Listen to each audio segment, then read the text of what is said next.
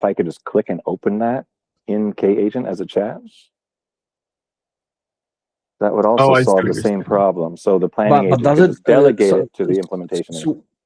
so are you again? I'm trying still to understand. Is it like more you have a simultaneously running a swarm of agents, and you want them to talk to each other using kind of like online notification messaging, and something like this, like example of this gas town, other things like that. Or you're talking like, okay, one agent generated some kind of a plan and I store it as artifact, and then I want that artifact to be linked in other place, which is kind of, okay, so one agent generates something and then another agent is using that result. So initially, it's much simpler than that, which is basically, I'm trying to skip the step of like copying the plan into my clipboard, opening a new chat, and pasting the plan to start implementing the plan in the other with the other agent. That's my current use case.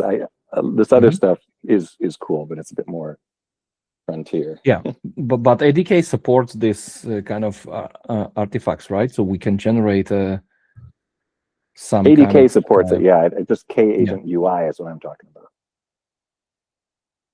So what I had added was I added to the MCP server the ability for the agents to just manage Kagent sessions, basically. So there's the MCP server. I added a command like create a session, send a message to a session, read a session. So that way the planning agent can just manage the other agents' Kagent session. The thing is like okay, if you are playing the role of coordinator, this is one thing, right? But you also can have a coordinator agent which will call first the planning one, and then it will get back the result, and then it will call another agent, right? So you can also build it like a multi-agent system with a sub-agent.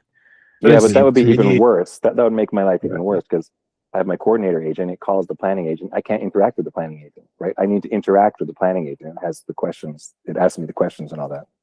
Right. It seems to me like you want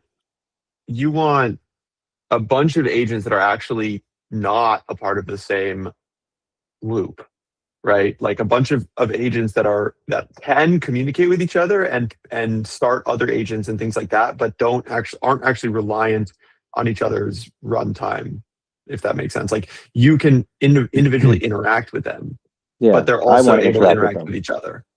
Because normally with Kagent, with delegation, they only interact, like when it delegates, it only interacts with the parent agent. It doesn't interact with me anymore. Yes, I was playing a little bit with this idea before, where I tried to play with the sub agents, ADK sub agents in that definition what they have. So on every agent you can have this kind of sub agent and so on. Right now we are not supporting it with that notation of what ADK expects, right? Yeah, and which we have a change coming in.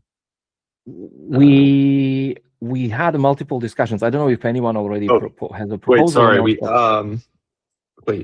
My brain just got stuck for a second. Yes, I'm sorry. We don't have but we have. I'm moving towards using ADK's metadata prefixes.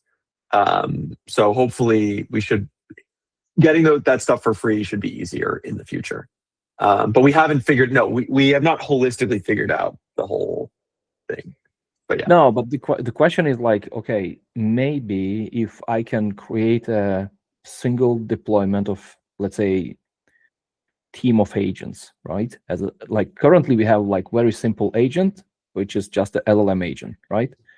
You can have agent as a tool and other stuff, but ADK itself supports ability to define actually a more complex structure with the sub agents included, with a specific, each sub-agent can have the output key, which will be added to the context. You can actually use it in the next one. So you can use this, what they call ADK workflow, right? So you can have like sequential, parallel, or like swarm of agents. Yep. So what if we will run it inside one single runtime, all group of agents, like team of agents, and all of them will have access to the chat? I think in this case, this scenario that you are doing planning and then you do other stuff should also work. I mean, maybe we can try to, if you can simulate it with a vanilla ADK, just run ADK UI and just try to see if your planning and other communication works there, and then we can replicate it inside Kagent with maybe with some small change to the CRD. Do you think it's worth trying? Yeah. Let me potentially try out the pattern using vanilla ADK and their UI if it works. Currently, this pattern, what I just described, people are doing with bring your own. So we have, for example, bring your own for agent with a sub-agents. And I'm still thinking that we should have ability to do it with declarative, because it's a Okay, guys. Sorry, I pretty gotta much jump. I gotta go. I'll talk to you Okay. next time. Thanks for joining. Sure. Good to talk Thank to you. you. Yeah, I agree with you, Dimitro. And it's interesting because I've been looking into Argo workflows, and Argo workflows is basically what we've talked about, and it has 16,500 stars. So, like, there is clearly a desire, right? Like, clearly, like, people are using this.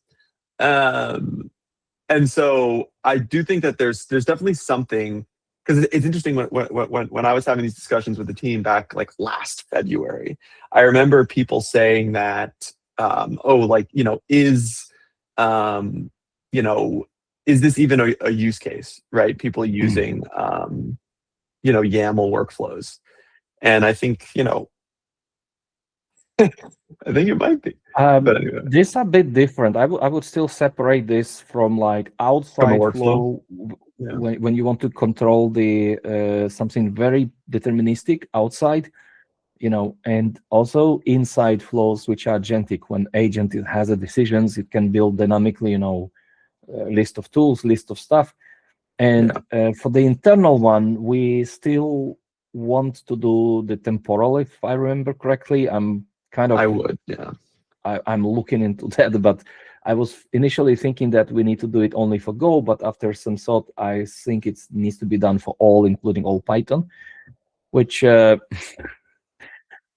just increase the amount of work. But let's see, because then we will have like a full compatible execution. If you have agents in different type of bring your own and other SDKs, it will all work together. Yeah. But still, the idea of Argo, it's not that bad. I mean, it's like there are some scenarios where people just need to run like a very predefined thing, like a CI/CD build or something with agents, or kind of like maybe pipeline where you do some research, collecting data, and then do some agent calls and other stuff. It's a valid use case. But I would not put the Argo CD as an internal engine for the Kagent. No, definitely not. Sorry, that's not what I meant. Too heavy for that, It's, no, for sure. I was just bringing it up as an example. Or maybe like I think we could have an example of using Kagent through Argo workflows, right? Like I think that would be a good. Like if someone's already using Argo workflows and they wanted to implement some agentic flows inside of Argo workflows, they could use Kagent, right? Like I think that would be a nice like blog, right, or something like that. I'm definitely not suggesting that we should put it inside. No. It's much too heavy. It's also like proven by other SDK recommendations and adoptions. Like OpenAI SDK and a few other SDKs. They are using temporal internally for agent harness and all of that, and they are pretty happy with that, specifically for this dynamic workflow thing, because I did this analysis some time back.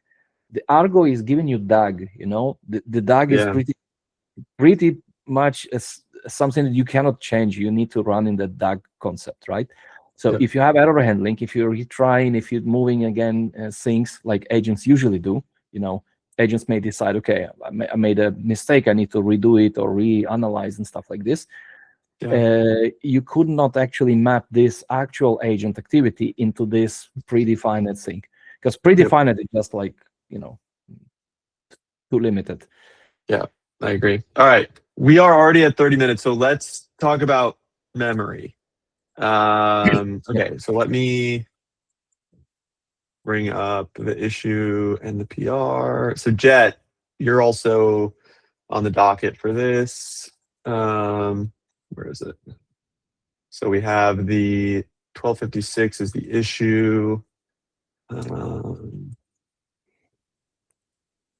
Issue. And then we have a draft pull request. Also, do you know who's bought this OP spawn is, Dimitro? Because he's put up like a bajillion PRs and it's very annoying. I'll show you one sec. This guy. No, not him. This guy. Oh, how do I want to go to his like picture? I think you have to open one of the PRs like and then click the picture. Very annoying. All right, I'll About click something. this guy. Agent Zero. Something I've heard. What? He's very annoying. He's just been putting up like so many PRs. It's just an agent, right? It's not a person. Yeah. Isn't it some kind of like security startup or something? I don't know. I don't know. I think it's just a guy. I think it's just a shitty agent. I mean, there are nowadays some kind of like those startups which are trying to go to every place and do this kind of. Yeah. All right. So Dimitra, do you want to start off? I mean, I think let's try and get to an agreement here. I think Dobas also had some points here. Like what are you thinking? Can you maybe start? Maybe Jet can start with his current up-to-date status on memory and everything. I can just repeat my comments which I was saying previously. That in my view, any dependency we add to the controller, they need to be really needed. And if we say that this feature is optional and we are bringing tons of different libraries and things, like in our enterprise, for every third-party library, we need to justify that. If we will have in a Kagent like controller a list of things which we are not using, this extra list we need to certify and approve. And we are not alone probably with this. We generate this kind of like a list of all software used in the product or references. We need to keep them updated, keep all of that.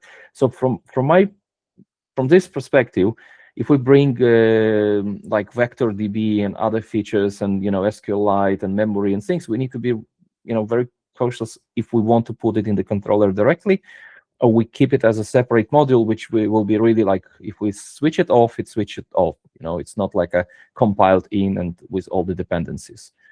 So there is like a balance between what Jet is saying is the batteries included, like something nice and you just use it, and versus like you need to have this enterprise grade software. Yeah, no, it's true. I think part of the problem for me is that when you talk about memory, you really need something built into the framework that can push memory at an interval, right? Like, I guess you could take the approach of having it just be MCP tools, right? Always just be MCP tools, and then you never need to, you don't, and that is an option. But then it's a valid point, by the way. Memory in all the current frameworks, if you look, basically even Cogni and others, they have this free open source where you just have a simple memory. But in the enterprise version, they have something which they call like, I forgot exactly how they call the name, but basically overnight, like equivalent if person is sleeping and during your sleep time, you do compaction. So actually, this is like a pipeline which runs like a cron job, extracting facts, extracting the graph relations, other things from your memory, from your sessions, right? But since we are talking about sessions, we always have these sessions, right? We always can run the pipelines on top of our sessions. And I think that's not an issue. We can do that, such a cron extractions. What do you think? So you think, so I just want to be, okay, so what you're saying is basically don't do anything in the framework and instead do sort of asynchronous actions on the We need No. both. We need to support the ADK methods. ADK has load memory save session, right? This is like a Right. initial minimal contract of the API. But on top of it, what you just mentioned about the long running and other, I think we still need that. We need like But this where memory does kind of. so what do you envision as the implementation of that? Like if we look at Jet's PR, right? Like what do you envision as the implementation of the memory serve? Like, like what do we actually call out to for add session to memory, right? Or I add would memory. first of all, I would have a call to a memory. Let's call it like a memory pod, memory MCP, or whatever you call it. It's not necessarily MCP. It can be like mix of MCP and API. Because if we integrate this memory, we need to see how exactly what is the best thing. But let's say So that's it's a standalone a running lot memory like. pod. Did you see Dobe? I think Dobes kind of said that. Did you see his comment here? I haven't seen that one yet. But Oh, I'm just about to see. Dimitro, come on! No, I'm just kidding. No. I'm just kidding. I'm just kidding. You see, he says that here. Yeah. So, what do you think about that? So yeah, okay. First of all, the ADK implementation, right? If someone wants to have this ADK implementation, are we going to allow it by default? Like, Oh, I don't know about the ADK part. Sorry, specifically, I meant the other half. I don't think we should do the ADK part. I was specifically talking about this MCP server memory bank service. yeah, but let's step back. By default, if you just enable memory, right? ADK provides you something which is called in-memory memory bank, right? Right. Yeah. Which means no database, nothing. You enable memory, and this memory works until you restart the pod. Right. It's a valid thing for development, right? It's a normal use case, right? If we go with a memory bank, which is like a more complex, like you take example of Vertex, or you do your own, then yes, then I envision this as a separate standalone running pod, which we are calling with these methods, and it will do all the processing there as a replaceable unit that we can implement. Like anyone can come with his own implementation, which is not necessarily public or open source. Maybe it's connected to something, in your enterprise behind the scene, and you will be okay. You can have like tons of different things, right? Postgres, Elasticsearch, Quadrant, all the other tools, tons of them. So Dimitro, how about this? What if we have, like in Jet's PR, we have a default implementation that points at the Kagent pod, right? Yeah. And that'll be for any, for people who just want to try it, right? For getting started. Mm-hmm. But then that API contract, right, will add the ability to point at whatever URL you want. So if you want, you can then you can disable all of the memory functionality in Kagent and point the agents at whatever backend you want. Yes, that's okay. That's totally okay. And I agree with that part 100%. I'm just saying that if you look now in the details of implementation of SQLite and Vector and other stuff, then it become a little bit more tricky, right? Because if you need to have all kind of, WASM plugins, or this is now the territory of those dependencies and what I said at the beginning. So we need to be careful. What is the cost of that implementation if you bundle it with a controller? I mean, I'm okay with that. I'm just saying that we need to be like really, think about security and all of that. I think there's two things there, right? Like one, I think I was speaking with Jet, and we're thinking about using Perso, which is a replacement for SQLite. But also, I think we can basically just say, like, we can build a version of the pod that has no SQLite support, right? So all those libraries, all that stuff is just gone. So you can't even use it if you wanted to, right? And that way, if you wanted to get that stuff out. But I agree with you that the vector stuff, I don't think we're going to have any WASM plugins. I think the the method that we were thinking about, so Terso, there's kind of two. So Terso has their own Rust-based SQLite alternative that has this, or Before we change they- SQLite, you remember our existing SQLite library that we have, right? It's already Yeah. pure Go implementation, and it supports vectors. I don't Why think we- it does. It Does is. it? I sent you the link. Jet? I don't think it does, but wait, sorry, Dimitri, can you send a They- link again? Because I don't think I found one that, like, I think it's basically, Seago, the one I found. if you go to the what can you remind me the name of the current library? It has some I'll find it. SQL. Where's my Go mod? Modern C.org. No. Yeah, Gat, modern this, C. No, but it's Yeah. this. It's not the one that you sent is not the one we're using. We're using this. No, we're using the same. No, we're using this.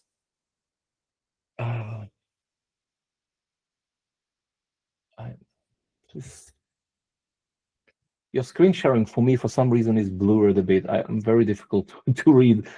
There. Mm, It's blurry. no. But this is Gorm. But under the hood, you are using the this SQL. Oh, you're wait. You remember, like we went that path. Okay, we decided that we will use like the driver itself is this modern SQL, right? Yeah, this is this the modern one from SQL thing- GitLab? Yes, exactly. Yes.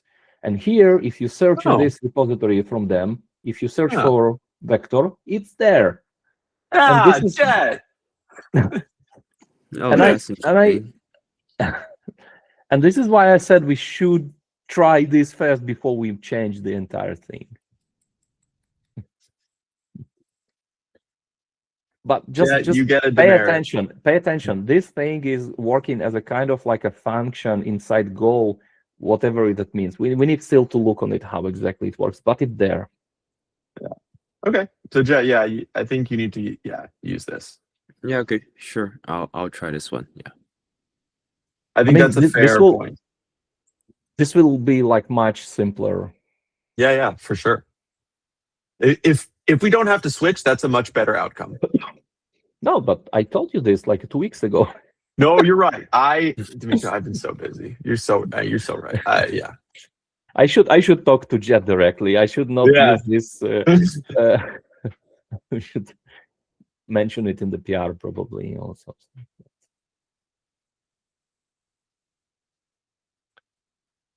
And Cool, all right. yeah.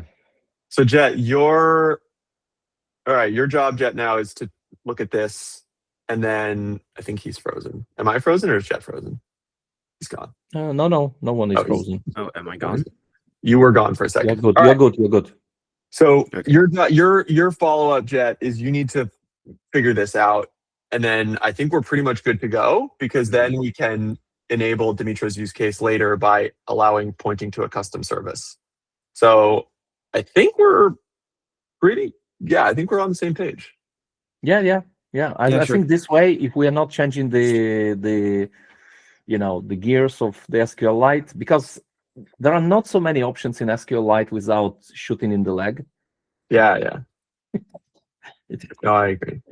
it's really like if you research it, and my point was that if we go to the memory as a, let's discuss it a little bit, like the proper memory implementation means that it requires you to use LLM to process the session and extract some facts and then store them. If we just dump the entire session to memory, I think it will be just polluting it. This is one thing. Another important thing in the last week, which I've seen in some videos, the security researchers, they were complaining. There is a common attack vector, which is like implanting bad memories. Yep. And basically, you can just, everything looks cool, but in memory, you will ask agent to save some dangerous stuff, and it will go to that memory.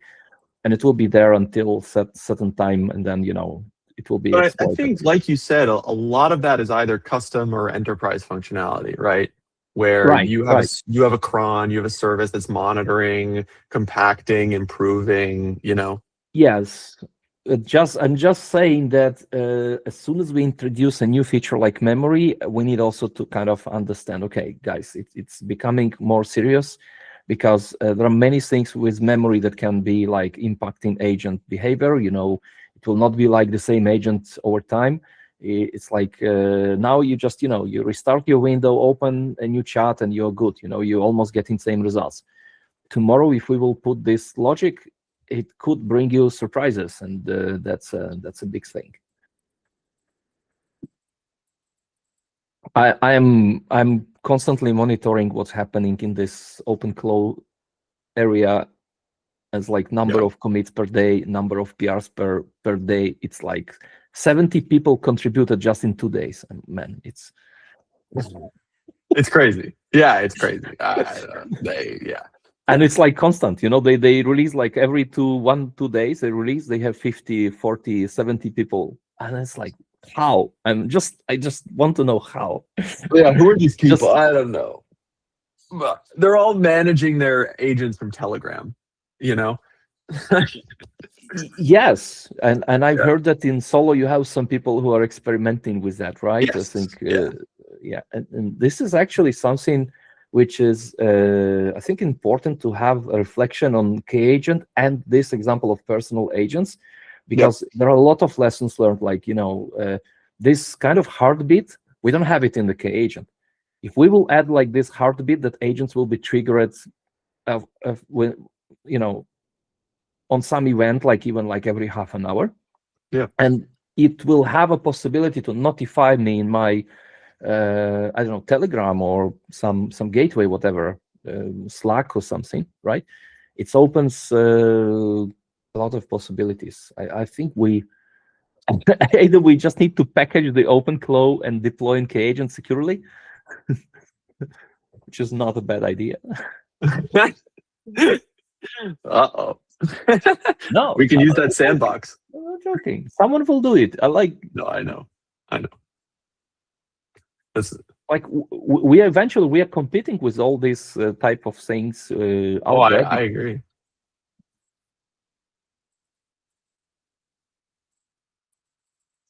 And I really like on interview when Peter was explaining this OpenClaw thing, he said, this is the result when people do it for fun. When they really have this passion, and they're really doing it for fun for themselves, and it's like it's really cool. So I think we need to keep this fun in our community, in our like ecosystem, bring in some of this cool stuff, and I agree. We need to figure out how to make it easier to bring in lots of cool stuff. like it's a. Do we have a birthday of Kagent or something? When it was started? It probably already passed, but let me see. It was like, since it started like in, like a bit Let's see what the first commit was. like in January, could be. right? Yeah, I don't even. How do I get to the first commit? Let's see.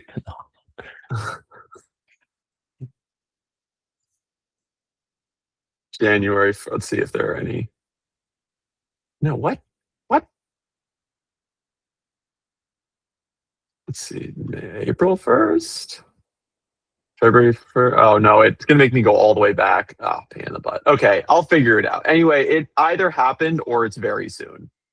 But I'm pretty sure it already happened. And I think it would be cool to have some kind of like a couple of new features for like KubeCon, for all of that, because it was like announced that it was donated to the CNCF a year ago, right? So do you actually plan January to 30th. Initial commit Yes. January 21st. 21st? Yeah. Oh, let's see. Oh yeah, there you go. January 21st. Initial commit. There you go. Yeah, you see, it's almost like a year. So actually, it'd be very nice to have some kind of like a year after 1 year, some cool new feature and bring some energy into it. I think memory is one of the good things that we can present, like maybe there's heartbeats and a few other things as well. So let's try to. I was thinking about this workflows with temporal myself, but I'm a bit overloaded again. Look at this first commit. Okay. Agent. Yeah.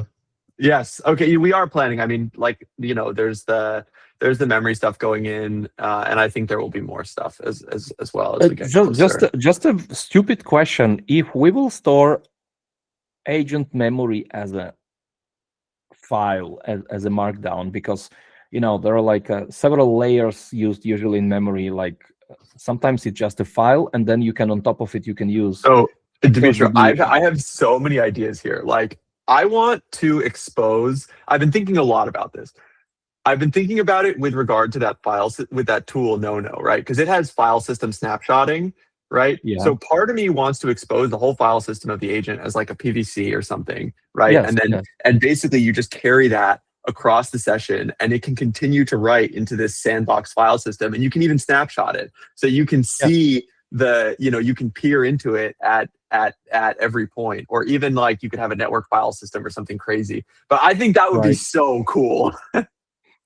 Yeah, definitely. And this is one of the things. If I was just thinking, like, just don't get me wrong. We are running on Kubernetes. We have etcd. We have already config maps. Why we can't have a config map as memory? Yeah. Again, I think that with a self-updatable memory. Well, a config map is like who's the owner. Anyway, I do think we need to figure out how to give it more file access, because agents are really good with files, and they're really good with Markdown. I know, but we are running already in Kubernetes. We Right. have some basic primitives. I'm not saying this is perfect, but one of the options, if my agent can, for example, write to the config map and also read it and update it eventually, it can be a very, very primitive, simple memory file. Like. No, you're right, and we can start there, right? Because you can mount it in the sandbox, and it has full read-write access to it. It can be either this, or we can call tools with just a resource, get resource, update resource. It's also possible. I mean, it's true. Yeah, you're right. I just feel like the agents are really good at writing and reading files. So yes, that's correct. Part of me wants to just let them do that, instead of trying to force them into doing other stuff. Correct. But anyway. All right. Well, we're very much at time, but I think we covered a lot of useful ground today. Really excited. Dimitri, if you could fill out that feedback doc, I'm going to add Dobes's feedback as well, and I'm going to gather feedback from others. I think that there's a conversation that we need to have, just allow me a few days for that, because take your time. I'll do it. I need to kind of reflect properly. That's okay. Yeah. Take your time. All right. See y'all later. Ta-ta. Goodbye. See you. Bye-bye.